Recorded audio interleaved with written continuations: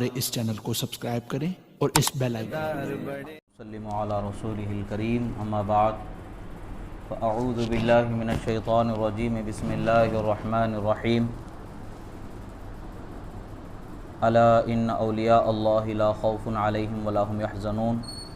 सदक़ल्लाहु मौलाना अज़ीम व सदक़ रसूलुहुन नबियुल अमीनुल करीम व नहनु अला ज़ालिका लमिनश शाहिदीन वश्शाकिरीन वल्हम्दुलिल्लाहि रब्बिल आलमीन। एक मरतबा दुरूद शरीफ पढ़ लें। अल्लाहुम्मा सल्लि अला सय्यिदिना नबीना मौलाना मुहम्मदिन अदद मा फ़ी इल्मिल्लाहि सलातन दाइमतन बिदवामि मुल्किल्लाहि व अला आलिहि व अस्हाबिहि अजमईन। एक मरतबा और नबी और आले नबी पर दुरूद शरीफ पढ़ें। अल्लाहुम्मा सल्लि अला सय्यिदिना नबीना मौलाना मुहम्मदिन अदद मा फ़ी इल्मिल्लाहि सलातन दाइमतन बिदवामि मुल्किल्लाहि व अला आलिहि व अस्हाबिहि अजमईन। अल्लाह रब्बुल इज़्ज़त का बेपनाह शुक्र एहसान कि अल्लाह रब्बुल इज़्ज़त ने हमें उसके हबीब सल्लल्लाहु ताला अलैहि वसल्लम के सच्चे तरीक़े पर उनके चाहने वालों में हमारा शुमार फरमाया और हमें उनके चाहने वालों में अल्लाह ने पैदा फरमाया। ये अल्लाह तबारक व ताला का बेपनाह शुक्र एहसान फ़ज़ल व करम है कि अल्लाह ताला ने हमें उसके हबीब सल्लल्लाहु ताला अलैहि वसल्लम की सच्ची मोहब्बत हमारे दिलों में अल्लाह ताला ने अता फ़रमाई। ये नेमत उज़्मा ऐसी है कि ता क़यामत हम अगर इसके शुक्रगुज़ार रहें तब भी इसका हक़ अदा न हो। बस अल्लाह का करम है कि अल्लाह ने बग़ैर मेहनत व तलब व जुस्तजू के अल्लाह ने महज़ अपने फ़ज़ल व करम से नेमत उज़्मा से हमें सरफ़राज़ फरमाया। ये अल्लाह तबारक व ताला का एहसान है कि अल्लाह ताला ने हमें साथ ही साथ आपके अस्हाब व अहले बैत व औलियाए कामिलीन की सच्ची अक़ीदत व मोहब्बत अता फ़रमाई कि जिनको हमारे लिए नक्श राह नजात अल्लाह ने मुतअय्यन फरमाया। उनकी इत्तिबा के लिए उनकी मोहब्बत भी हमारे लिए ज़रूरी है, उनका अदब व एहतराम भी हमारे लिए ज़रूरी है। अल्लाह ने हमें इन नेमतों से भी माला माल फरमाया। अल्लाह तबारक व ताला का करम है कि अल्लाह तबारक व ताला ने हमारे दरमियान उसके महबूब बंदों के वजूद बाबरकत को रौनक अफरोज़ी बख्शी। उनके औलियाए किराम की ज़वात मुबारका को अल्लाह तबारक व ताला ने हमारे दरमियान रखा। उनके वजूद की बरकतों से अल्लाह तबारक व ताला ने हमारे ज़हन व फ़िक्र के हर गोशे को मुनव्वर फरमाया कि जिनके नक्श कदम पर चलते हुए हम अपने ईमान व अक़ीदे की हिफाजत करते हैं, अपने अखलाक़ व किरदार की दुरुस्तगी और इस्लाह की तरफ तवज्जो करते हैं। ये हमारे लिए नेमतें ऐसी नेमत है कि जिसका हम अंदाज़ा ही नहीं लगा सकते कि कितने अज़ीम अल्लाह ने ये नेमत हमें अता फ़रमाई है। बहुत सारे ममालिक हैं दुनिया में जहाँ ढूंढ करके एक दो वली अल्लाह को देखने का मौका नसीब आता है कि कोई अल्लाह के बुज़ुर्ग यहाँ पर हैं, एक दो मिल जाते हैं तो बड़ी खुश नसीबी वो लोग उस इलाक़े के तसव्वुर करते हैं। मगर अल्लाह तबारक व ताला का करम है बिलखुसूस हिंदुस्तान और अहले हिंदुस्तान पर कि अल्लाह ने बेहद व शुमार औलिया को इस सरज़मीन पर अल्लाह ताला ने रौनक अफरोज़ी बख्शी और उन्हें यहाँ आना और दीन की खिदमत करना और लोगों को हिदायत के रास्ते पर बुलाना अल्लाह तबारक व ताला ने उनसे हमें फ़ैज़ पाना नसीब फरमाया। और हमारे लिए ये नेक बख्ती है, खुश बख्ती है कि अल्लाह तबारक व ताला ने उसके महबूब बंदों को हमारे दरमियान वजूद बख्शा और ये सिलसिला इंशाअल्लाह ता क़यामत जारी रहेगा। इसलिए कि जिस जगह पर खुदा की रहमतों बरकतों का नुज़ूल होता है यकीनन वहाँ पर और रहमतों का नुज़ूल ही होगा और बरकतों का नुज़ूल ही होगा। अल्लाह के महबूब बंदों के वजूद जहाँ होते हैं वहाँ बरकतों के नुज़ूल होता है और बरकतों का नुज़ूल जहाँ होता है वहाँ अल्लाह तबारक व ताला के फ़ज़ल से बंदों को उसका हिस्सा मिलता है तो वो अपने ईमान व अक़ीदे और अपने अखलाक़ व किरदार की दुरुस्तगी और उसकी इस्लाह में तवज्जो करने का उन्हें मौका नसीब हो जाता है। बिलखुसूस दक्कन की सरज़मीन को भी अल्लाह तबारक व ताला ने औलिया के अज़ीम वजूद हाय मुबारका से इज़्ज़त और रौनक बख्शी और उस इलाक़े के रहने वालों के लिए हिदायत का अज़ीम सरचश्मा जारी फरमाया। अल्लाह के महबूब बंदों को अल्लाह तबारक व ताला ने हमारे दरमियान रखा और शहंशाह दक्कन हज़रत सैयदना ख्वाजा बंदा नवाज़ गेसु दराज अलैहि रहमत व रिज़वान की हस्ती मुबारका भी उन्हीं अज़ीम उलुल अज़्म औलियाए कामिलीन में से एक अज़ीम हस्ती है कि जिनके वजूद की बरकत सिर्फ़ एक इलाक़ा नहीं, एक ख़ित्ता नहीं, एक शहर नहीं, एक गाँव नहीं, बल्कि पूरे दक्कन के हिस्से को फ़ैज़याबी अल्लाह तबारक व ताला उनके वजूद की बरकतों से जारी फरमाया है। और उनकी बारगाह नाज में जब तक कि हम عقیدت کے زانوئے ادب تہ نہ کر لیں اور عقیدت کے دل ان کی بارگاہ میں ہم نہ جھکا لیں، اس وقت تک کہ علم کے فیض اور برکت سے کورے ہی رہتے ہیں اور اخلاق و کردار کے عظیم نعمت سے بے بہرہ ہی رہتے ہیں۔ اللہ والوں کی محبت کا اثر ہوتا ہے، برکت ہوتی ہے کہ اللہ والوں سے محبت کرنے والوں کو اللہ تبارک و تعالی ہدایت بھی عطا فرماتا ہے، اخلاق و کردار کا دھنی بھی بناتا ہے، دنیا میں بھی انہیں کسی کے آگے بے بس و لاچار نہیں رہنے دیتا ہے، انہیں عزت اور شان کی زندگی عطا فرما دیتا ہے۔ عزیزان محترم، اولیاء اللہ کی زندگی ہمارے لیے ایسی زندگی ہے کہ جن کی زندگی پر چل کر کے ہی ہم ہدایت کو پا سکتے ہیں، ان کی زندگی ہی ایسی زندگی ہے کہ جن کے زندگی کے طریقے کو اپنا کر کے ہی ہم ہدایت پر استقامت پا سکتے ہیں۔ اور اگر ہم چاہیں کہ ایک نیا راستہ اپنا بنا لیں، ہم چاہیں کہ ایک الگ دھارا ہم اپنا بنا لیں اور ایک الگ راہ پر ہم چل نکلیں اور اپنا الگ ایک نشان متعین کر لیں، تو یہ ہرگز ہو نہیں سکتا ہے کہ اللہ تبارک و تعالیٰ نے قیامت تک کے لیے اپنے محبوب بندوں ہی کو ہدایت کا نشان متعین فرمایا ہے، اور انہی کے اقتداء میں ہمیں زندگی کو ہدایت کی راہ پر گامزن کرنے کا موقع نصیب ہوگا۔ اور اگر ہم ان کے راستے کو چھوڑ دیں تو ہمارے لیے ہدایت نہیں بلکہ شیطان کا مکر اور اس کے فریب کاریوں کا ایک ایسا جال پھیل جائے گا کہ جس سے ہم نکلنا تو بہت دور کی بات، تہ در تہ اسی میں الجھتے چلے جائیں گے، اور دنیا کے جو وقت اللہ نے ہمیں زندگی کا دیا ہے اسے ضائع کر دیا جائے گا، اور حقیقت میں آخرت کی کامیابی کے لیے ہم نے اس کو کچھ کمانے کا موقع اور کچھ سنوارنے کا موقع، بنانے کا جو موقع اللہ نے دیا تھا اس کو گنوا دینا ہوگا۔ یہ اللہ تبارک و تعالیٰ کا کرم ہے کہ یہ عظیم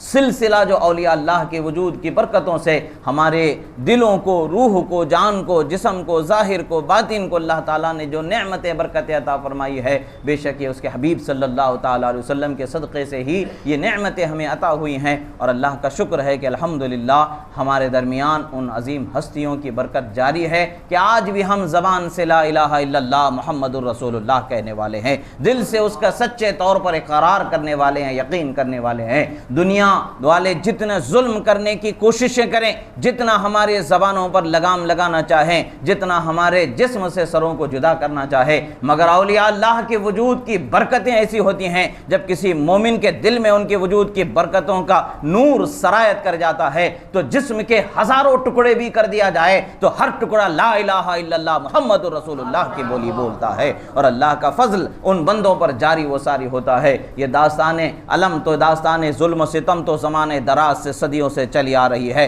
اہل حق پر ظلم و ستم کا تو دنیا کا ایک مزاج بنا ہوا ہے، مگر دنیا کے مزاج پر بہتے ہوئے دنیا کے اس دھارے پر اللہ والے اور ان کے چاہنے والے الٹا گزر کے بتا دیتے ہیں کہ دنیا تیرا مزاج تہس نہس کر دینا ہے، ظلم و ستم کرنا ہے، مگر اللہ والوں کے جو عزم و استقلال کا معاملہ ہوتا ہے، صبر اور استقامت کا جو معاملہ ہوتا ہے، ایسا صبر و استقامت ہوتا ہے کہ بڑے سے بڑا دھارا بہنے والا ان کے پائے استقلال میں جنبش تک نہیں لا سکتا ہے، بڑے سے بڑا ظلم کا، آندھی طوفان کا، سیلاب کا کوئی بھی اثر ان کے وجود پر نہیں ہوتا ہے۔ وہ ہر حال میں اللہ کی وحدانیت کا اقرار کرنے والے اور اللہ کے دین کو ماننے والے، اللہ کے پیغمبروں کو ماننے والے، بالخصوص اللہ کے سچے دین اور اس کی سچی کتاب قرآن مجید پر چلنے اور اس کو ماننے والے ہی ہوتے ہیں۔ ہزاروں ظلم ہو کر کے بھی ان کے دلوں سے ایمان کی حلاوت کو نہیں نکالا جا سکتا ہے اور ان کی زبانوں سے ذکر کی لذت کو نہیں مٹایا جا سکتا ہے۔ الحمدللہ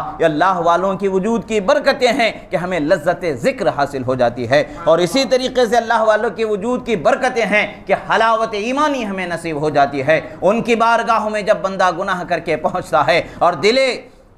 مضطر کو لے کر کے جب وہاں پہنچتا ہے تو دل تڑپ تڑپ کر کے ہم پر ملامت کرتا ہوا کہتا ہے، نادان آخر تو نے کتنی زندگی اسی طریقے سے غفلت کی گزار دی کہ اب بھی تیرے دل میں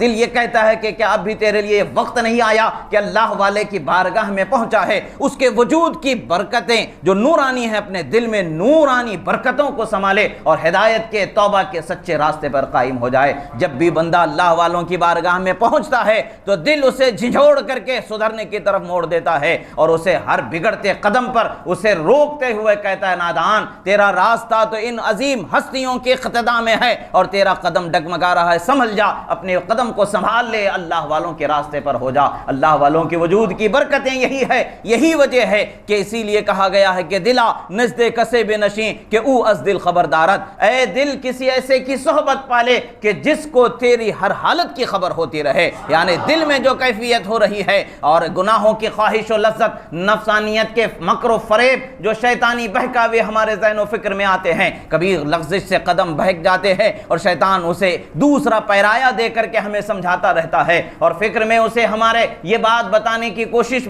سمجھانے کی کوشش کرتا ہے کہ ہم نے اس اعتبار سے اس کو صحیح کر لیا ہے، ہمارے ساتھ ایسا ہو رہا ہے تو ہم نے اس طریقے سے ایسا کر لیا ہے وغیرہ۔ تو یہ کار ہے جو افکار ہیں، جو ہمارے ذہن و فکر کی خرابیاں ہیں، یہ اللہ والوں کی دوری کی وجہ سے پیدا ہو جاتی ہیں، اور جب بندے پر اللہ والوں کی محبت کا اثر سرایت کر جاتا ہے، جب ان کی صحبت کا اثر ہو جاتا ہے، یاد رکھیں کہ صحبت بظاہر صحبت ہوتی ہے جب ہم ان جسم و جان کے ساتھ ان کے قریب ہو جاتے ہیں، مگر ایک صحبت وہ ہے جو حقیقی صحبت ہے کہ ہم روح کے ساتھ ان کے قریب ہو جاتے ہیں اور ان کی رحمتوں برکتوں سے اثر لینے لگتے ہیں۔ حال یہ ہوتا ہے کہ ہمارا حال ایسے ہو جاتا ہے اس وقت پر کہ جیسے آگ دہک رہی ہوتی ہے، اور آگ میں پتھر بھی ہوتے ہیں، لکڑی بھی ہوتی ہے، مگر آگ میں پتھر ہوتے ہیں، جب تک آگ دہک رہی ہوتی ہے تو پتھر میں گرمی پیدا ہو جاتی ہے، وہ بھی ایک انگارہ بن جاتا ہے، مگر آگ بجھ جاتی ہے، آگ تھم جاتی ہے، ٹھنڈی ہو جاتی ہے تو وہ پتھر بھی ٹھنڈا ہو جاتا ہے، مگر جب اس آگ میں لکڑی ہوتی ہے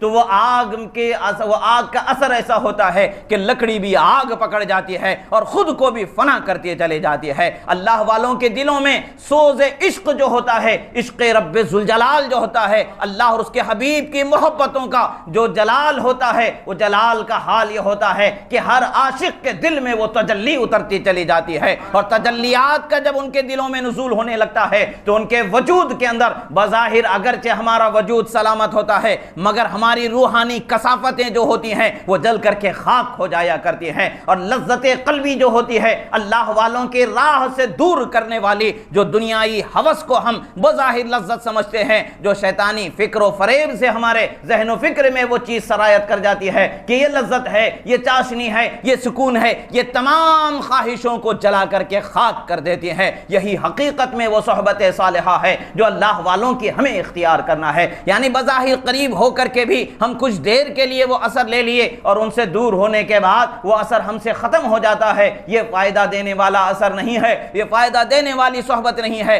صحبت وہ ہو کہ ہم بظاہر دور بھی ہو جائیں مگر جو آگ دہک رہی ہے وہ آگ دہکتی ہی رہ جائے، جو لذت عشق رب ذوالجلال ہے، جو لذت فنائے فی اللہ کا مرحلہ ہے، جو رسول اللہ کی عظمتوں پہ قربان ہونے کا جذبہ ہے، وہ ہم جسم و جان سے رسول اللہ کے روضے کے قریب ہوں تب بھی وہی حال ہو، جب دور ہو جائیں تب بھی وہی تجلی کا حال ہو۔ جب ہم اپنے روح کو ان سے قریب کر لیتے ہیں، جب ہم ان کے قریب ہو جاتے ہیں، اپنے روح سے ان کا رشتہ جوڑ لیتے ہیں اور اپنے دل سے ان کے انوار و تجلیات کے تسلسل کے سلسلے کو جوڑ لیتے ہیں، تو پھر حال یہ ہوتا ہے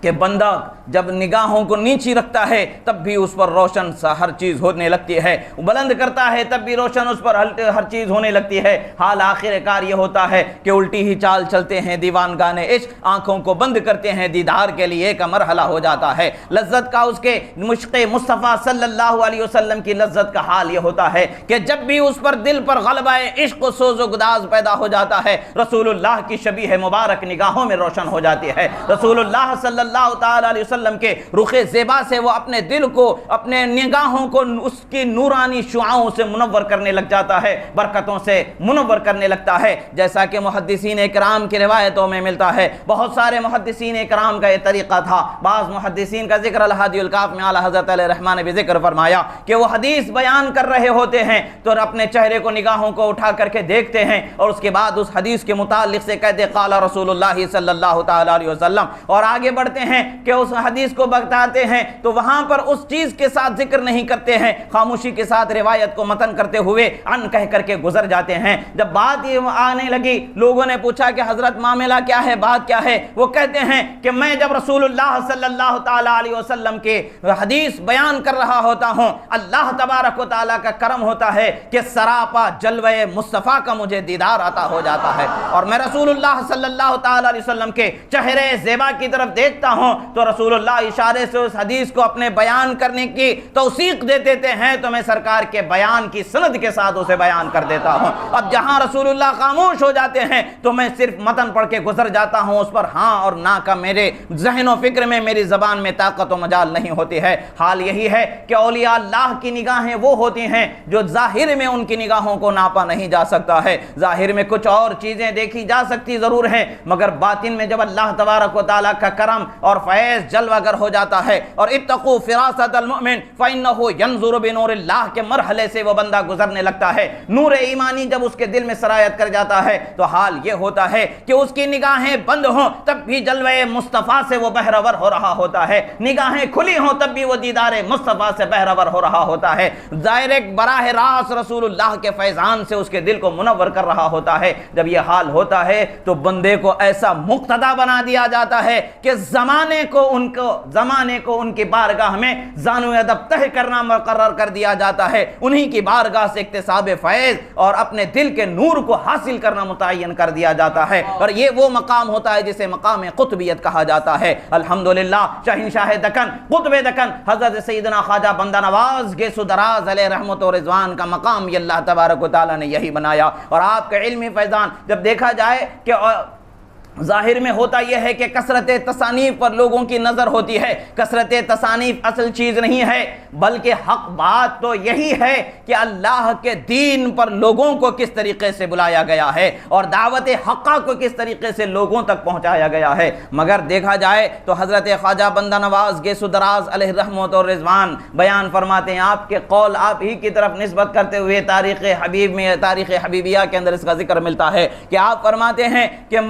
فقیہ ہونا، صوفی ہونا، سنی ہونا، سید ہونا، یہ چاروں چیزیں ایک جگہ مل جانا آج کے زمانے میں بڑا کٹھن مرحلہ ہوتا ہے، کہیں کہیں ہوتا ہے۔ الحمدللہ خدا نے مجھے صوفی بھی بنایا اور فقیہ بھی بنایا، سید بھی بنایا، سنی بھی بنایا، آپ یہ فرمایا کرتے تھے۔ یہ آپ کے کلمات مبارکہ ہیں جو تاریخ نے رقم فرمائے ہیں، اور ان کلمات مبارکہ کو آج تک محفوظ رکھا گیا ہے۔ یعنی کبھی کبھی اللہ کے ولی تحدیث نعمت کے طور پر، جیسے اللہ کا فرمان ہے وَأَمَّا بِنِعْمَةِ رَبِّكَ فحدث، اپنے رب کی دی ہوئی نعمتوں کا چرچا کرو، لوگوں کو بتانا چاہتے ہیں کہ خدا نے مجھ پر صوفی ہونے کا بھی انعام فرمایا ہے، خدا نے مجھ پر فقیہ ہونے کا بھی انعام فرمایا ہے، خدا نے مجھے رسول اللہ کی آل اہل بیت اور آپ کی آل سے ہونا، سید ہونا بھی نصیب فرمایا ہے، اور صحت اعتقاد کے ساتھ اس پر دعوت دینے والا بنایا۔ یہ بھی اللہ تبارک و تعالیٰ کے کرم اور نعمت اور انعام الہی ہے، اس کا اظہار فرمایا۔ عزیزان محترم، ایک روایت میں ملتا ہے کہ آپ جب اب حضرت خواجہ نصیر الدین چراغ دہلوی علیہ رحمت و رضوان کی بارگاہ میں آپ اپنے منازل روحانیہ کے سیر پر گامزن تھے، آپ اپنی منازل کو طے فرما رہے تھے، اسی زمانے میں ایک بہت بڑے بزرگ تھے، عمر رسیدہ تھے، حضرت کی عمر اس وقت پر 20، 22 یا 24 سال کی عمر تھی، اور ان بزرگ کی عمر تقریباً 80 سال یا 86 سال کی عمر ان کی تھی، وہ بھی منزلیں طے کر رہے تھے، اور ایک زمانہ ان کا طالب علم سے لے کر کے اس وقت تک کہ ان کا زمانہ بھی دنیا میں نہیں گزرا تھا، وہ عام شخصیت نہیں تھی، وہ بھی فقیہ تھے، زبردست علم رکھنے والے تھے، جید عالم، فاضل، حافظ، قاری، تمام علوم اس زمانے میں جو ہوا کرتے تھے، ان تمام علوم کے اندر اللہ تعالیٰ نے انہیں مہارت اور ید طولا عطا فرمایا تھا۔ ان تمام چیزوں کے باوجود ایک زمانے دراز سے وہ روحانی منزلوں کا سفر کرتے ہوئے اس پر بھی آپ نے بڑا کمال حاصل کیا تھا، اور اللہ تبارک و تعالیٰ کی رحمتوں سے بے پناہ حصہ ان کو بھی میسر آیا تھا۔ مگر ایک مرتبہ حضرت خواجہ بندہ نواز گیسو دراز مثال کے طور پر یہ ہے کہ اللہ تبارک و تعالیٰ جب کسے چن لیتا ہے تو ایسے چن لیتا ہے کہ چنے ہوئے لوگوں میں اس کے چنے جانے کا عام فرما دیا جاتا ہے، اعلان کر دیا جاتا ہے، اس کو بتا دیا جاتا ہے کہ لوگوں بے شک تمہیں چنا ہوا ہے، چنا گیا ہے، مگر تم میں ایک ایسا ہے جو میرا تم سب سے زیادہ محبوب بندہ ہے، تم سب سے زیادہ میری بارگاہ سے رحمت اور عظمت اور انعام کا حقدار بنایا گیا ہے۔ وہ بتایا جاتا، اللہ کے ولیوں کو ان کے مقام و مرتبے کو دکھایا جاتا ہے۔ جب ان میں پیشوا و سردار اظہار ہونا ہوتا ہے اس کا وہاں پر اظہار کیا جاتا ہے۔ ایسے ہی معاملہ ہے کہ معاملہ ہوا کہ ایک مسئلے پر، صفات الہیہ کے مسئلے پر آپ سے گفتگو ہوتی رہی، آپ گفتگو فرماتے رہے، وہ بزرگ جو حقیقت ظاہر و باطن دونوں حقائق اشیاء کا علم جو اللہ تبارک و تعالیٰ کے فضل سے ان کے علم حقیقی جو ان پر روشن اور منکشف ہوا کرتا تھا، اس کی روشنی میں بھی گفتگو ہو رہی تھی، دلائل شرعیہ قرآن و سنت کی روشنی میں بھی گفتگو ہو رہی تھی۔ الحاصل گفتگو ہوتی رہی کافی دیر تک کہ حضرت خواجہ بندہ نواز گیسو دراز علیہ رحمت و رضوان اپنے موقف پر بے پناہ دلائل کو انہوں نے قائم کرتے رہے۔ آخرکار جو بزرگ تھے انہوں نے کہا کہ بے شک تم سے میں گفتگو میں تو آگے بڑھ نہیں پایا کہ اتنی دلیلیں تم نے مجھے دے دیں کہ اب ان دلیلوں کا انکار میرے پاس نہیں ہے۔ اب کچھ دیر تم اور میں آمنے سامنے بیٹھ جاتے ہیں، تم بھی مراقبہ مشاہدہ کر لو، میں بھی مراقبہ مشاہدہ کر لیتا ہوں، ہمارے دونوں کے بیان میں کس کی تائید ہوتی ہے مندازہ کر لیا جائے گا۔ دونوں آمنے سامنے بیٹھے ہیں۔ ایک وقت کا شہنشاہ دکن حضرت خواجہ بندہ نواز گیسو دراز ہے، عمر کے اس حالت میں گزر رہے ہیں کہ جسے صغر سنی بھی سے تعبیر کیا جا سکتا ہے۔ ان بزرگ کے سامنے وہ تو کبر سنی کے عالم میں پہنچے ہوئے ہیں، ان کا زمانہ اسی منزلوں کے طے کرتے ہوئے گزر چکا ہے، مگر اللہ کا انعام کسی پر ہوتا ہے، اکرام کسی پر ہوتا ہے، تجلیات کا جب نزول ہوتا ہے اور شیخ کامل کی نظر کامل جب ہو جاتی ہے تو ایسا چن لیا جاتا ہے کہ اس چنے جانے پر لوگ اش کر اٹھتے ہیں، حیران رہ جاتے ہیں کہ یہ کیسے ان کو اللہ تبارک و تعالیٰ نے یہ مقام و مرتبہ عطا فرما دیا ہے۔ یہ معاملہ کیا ہوتا ہے؟ اس عادت بزور بازو نیز تانہ بخشت خدائے بخشندہ کا مرحلہ ہوتا ہے۔ یہ انسان اپنی محنت سے حاصل نہیں کر سکتا ہے جب تک کہ مہربان مالک اسے اپنے فضل سے وہ نعمت نہ عطا فرما دے۔ جب مراقبہ ہونے لگا، اس کے بعد میں جب ایک دوسرے کی دلیلوں کے حقائق کی طرف جب نظر کرنا ہوا اور اس سے مرتب اثرات کی طرف جب نظر کرنا ہوا، جب دیکھنے کے بعد کچھ دیر کے بعد حضرت وہ بزرگ حضرت کے زانوں کو ہاتھوں کو پکڑ کر کے عرض کرتے ہیں، شہزادے خدا نے تمہیں اس بلندی پر فرمایا ہے کہ میں 80 سال کی محنت کے بعد بھی اس تک نہیں پہنچ سکا ہے، خدا نے تمہیں وہ نعمت عالیہ سے سرفراز فرمایا ہے۔ عزیزان محترم، یہ کون ہستی ہیں؟ یہ حضرت سیدہ خاتون جنت فاطمہ زہرا کے لال ہیں، جن کی رگوں میں اس عظیم خون کو خدا نے جاری فرمایا ہے۔ یہ حضرت مولا کائنات فاتح خیبر علی شیر خدا رضی اللہ تعالیٰ عنہ کے شہزادے ہیں کہ جن کی رگوں میں اللہ تبارک و تعالیٰ نے ان کے خون کو جاری فرمایا ہے، اور رسول اللہ صلی اللہ تعالیٰ علیہ وسلم کے نواسے ہیں، آپ کے اہل بیت سے ہیں کہ جن کو اللہ نے یہ شان عطا فرمایا ہے۔ یاد رکھیں، اللہ کے محبوب بندوں میں اللہ تبارک و تعالیٰ بہت ساری خوبیوں کو جمع فرما دیتا ہے، اور ان میں اتنی خوبیوں کو جمع فرما دیا کہ تاریخ دان بھی حیران ہیں۔ تاریخ دان یہ بات بتاتے ہیں کہ مشائخین سلسلے چشتیہ میں جتنے بھی یکے بعد دیگرے ایک سے ایک بڑے درجے اور بڑے کمال کے بزرگ گزرے ہیں، مگر سب اپنے کمال والے ضرور ہیں، اور یہ بھی ان کی برکتوں سے کمال والے ہیں، مگر ان کے حصے میں ایک نمایاں خدمت جو ان سے ہٹ کر کے جدا خدمت جو ان کے حصے میں آئی، یہ کثرت تصانیف کا حصہ بھی ان کے حصے میں آیا ہے۔ اللہ تبارک و تعالیٰ نے انہیں یہ خدمت عالیہ اور اس مقام عظیم سے بھی سرفراز فرمایا ہے۔ سلسلہ چشتیہ کے خواجگان میں آپ سے زیادہ کوئی کثیر التصانیف بزرگ سلسلہ چشتیہ کا نہیں گزرا۔ یہی وجہ ہے کہ آپ کے قلم کو اللہ تعالیٰ نے ایسی حفاظت و عصمت عطا فرمائی کہ اولیاء وقت کے آپ کے کلام کو، آپ کی تحریر کو سند آخر سمجھا کرتے تھے، اور جو علماء ہیں وہ تو آپ کے بارگاہ میں زانو ادب تہ کیے بغیر اپنے لیے چارہ نہیں جانا کرتے تھے۔ حضرت خواجہ بندہ نواز گیسو دراز کو اس زمانے میں سلطان القلم کے لقب سے یاد کیا جاتا تھا۔ الحمدللہ کثیر آپ کے تصانیف بھی موجود ہیں۔ تصانیف کا کثیر ہونا نہ ہونا مقام و مرتبے کی بات نہیں ہے، بلکہ ہر بات جو بولی گئی ہے، ہر لفظ جو لکھا گیا ہے، قیامت تک کہ وہ ہر بول گواہی دے کہ خدا نے انہیں نعمت سے مالا مال فرمایا ہے، قیامت تک کہ ہر حرف گواہی دے کہ خدا نے انہیں نورانی برکتوں سے مالا مال فرمایا ہے، صداقت کے بیان کرنے کے لیے ان کے سینے کو کشادہ فرمایا ہے، حق گوئی کے لیے ان کے آواز کو، زبان کو اللہ نے قوت و توانائی عطا فرمائی ہے۔ عزیزان محترم، انہی عظیم بزرگوں میں سے حضرت خواجہ بندہ نواز گیسو دراز علیہ رحمت و رضوان ہے۔ آپ کی زندگی کا 44 سالہ عرصہ دہلی کی سرزمین پر بعد خلافت سے لوگوں کے ہدایت اور رشد کے معاملے میں گزرا، اور اس کے بعد میں آپ پھر گلبرگہ شریف تشریف لائے، اور جب گلبرگہ شریف تشریف لائے اس سے پہلے آپ کو جب مسند سجادہ نشینی آپ کے پیر و مرشد حضرت خواجہ نصیر الدین چراغ دہلوی علیہ رحمت و رضوان کے بعد سلسلہ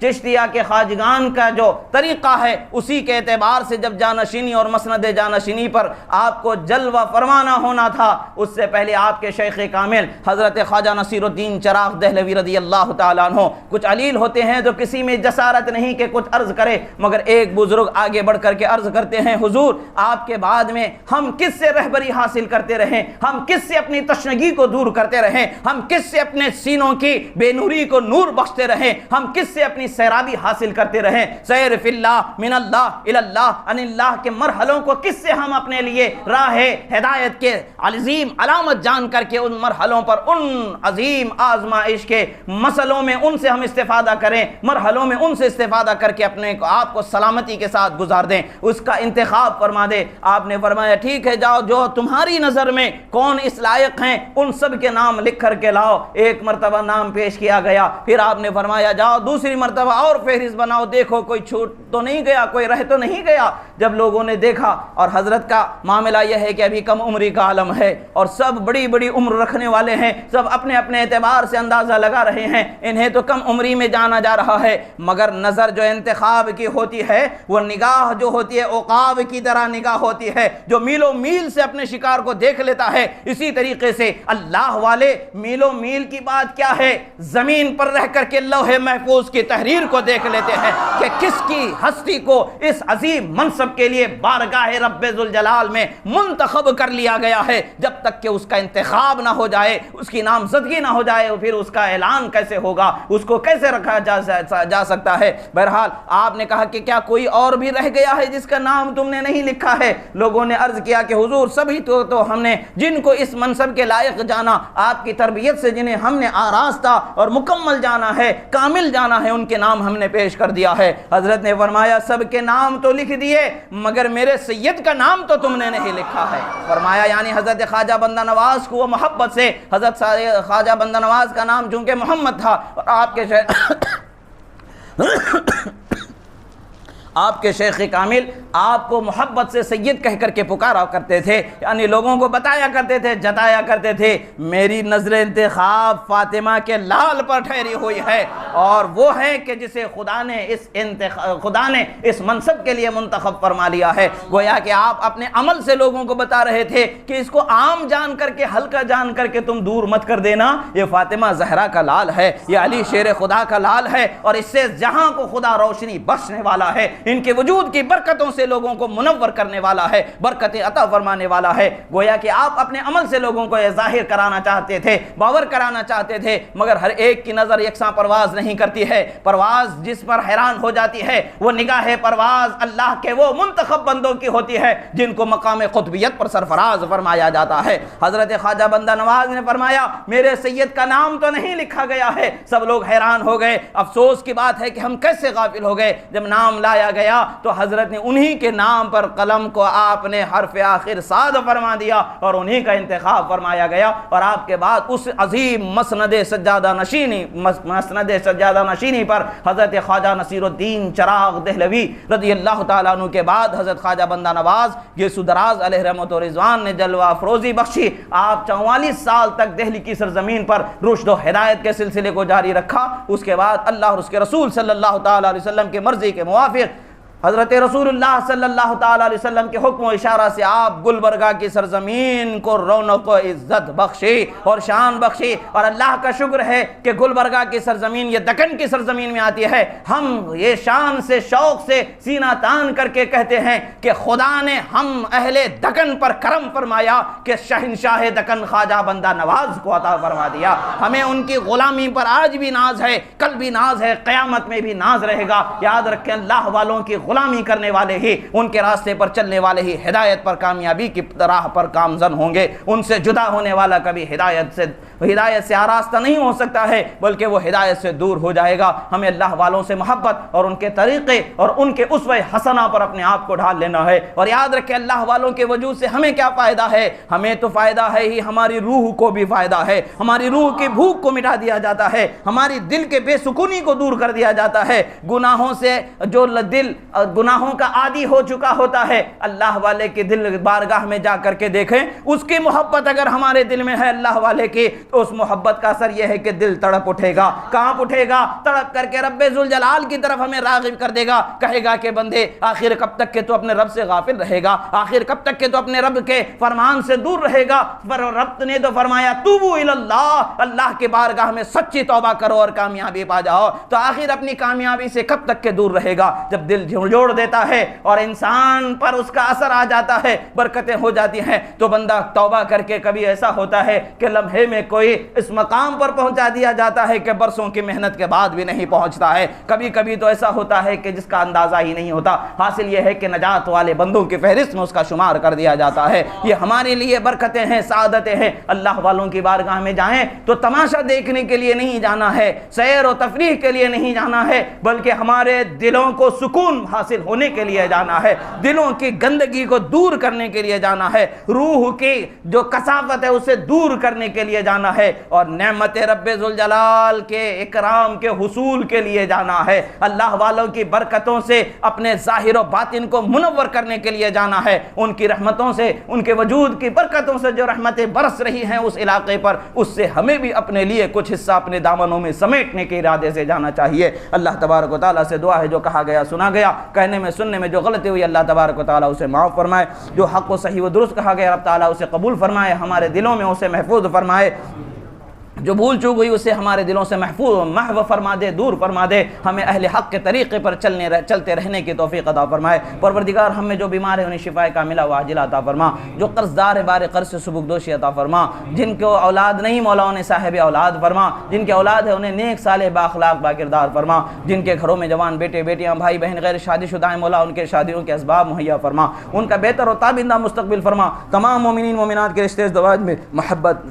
شفقت رحمت عنایت عطا فرما۔ پروردگار عالم اسلام کا بول بالا فرما، کفر کا منہ کالا فرما، ظالموں کو نیست و نابود فرما، مظلوم مسلمانوں کی مدد فرما۔ پروردگار ہمیں حوصلہ و ہمت عطا فرما۔ مولا ہم